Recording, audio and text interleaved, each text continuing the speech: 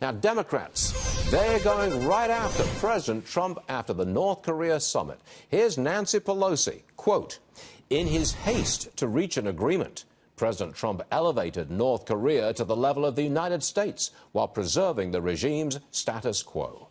The co-author of the book, Let Trump Be Trump, and Citizens United President David Bossie is with us now. Why don't I just clear the stage and let you go right at what Nancy Pelosi had to say? Go.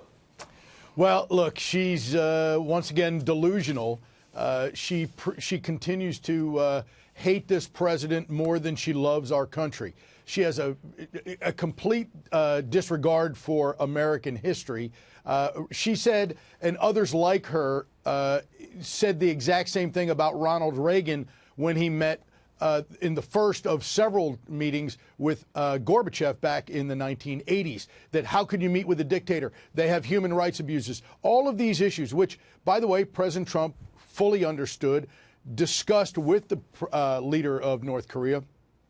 And in his press conference, he talked about Otto Warmbier and how we wouldn't have gotten to this point without Otto, and that he did not die in vain. Those are issues that are very important to this president, but the left only wants to focus on things, nitpicking things that really don't want to give any credit where credit's due. But David, it's not nitpicking when you look at North Korea's human rights record and how that was, frankly, not addressed in the agreement or in the press conference. I mean, they've still got gulags, they've still got hundreds of thousands of political prisoners. That really wasn't addressed. How about the world's human rights? How about America's human rights? How about the human rights that this president was thinking about, which were the human rights of every person across the world when he's trying to denuclearize the Korean Peninsula?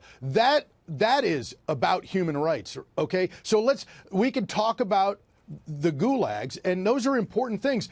But again, President Reagan had those same issues.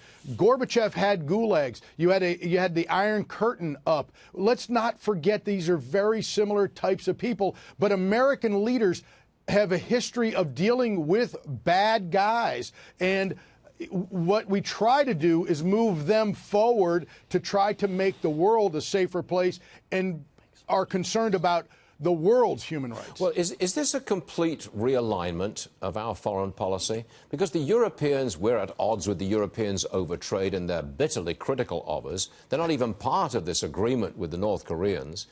We seem to be getting very close to the Koreas, a new relationship with both Koreas, in fact.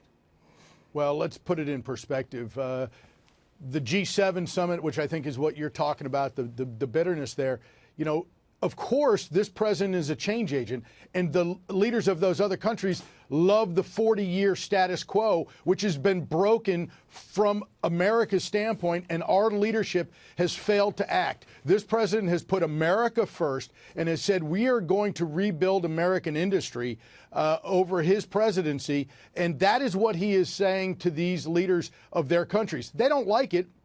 It's okay. They don't have to like it. They need to do the best jobs for their countries, just like this president is for ours. And when it comes to the Koreas, he's dealing with the #1 national security threat that Barack Obama told him about during the transition. Right. President Obama said, watch North Korea. North Korea is going to be your biggest problem. The president has taken the last 18 months to act decisively and to get together with him yesterday at that summit. And it is the first step of many. Just like Reagan and Gorbachev, it took several meetings over many years to get together to then, several years later, have the Berlin Wall fall. So these things don't happen overnight, but the left is so delusional. They hate this president more than they love the country. I'll continue to say it because it's true, and it is the leftists like Ben Rhodes and others on other networks that just will not see reality. You know, the Berlin Wall eventually came down. I wonder if the DMZ will eventually be dismantled. We have to hope so. We'll debate that another day. David Bossie, thanks for joining us, sir. We'll see you again soon. Thanks for having me.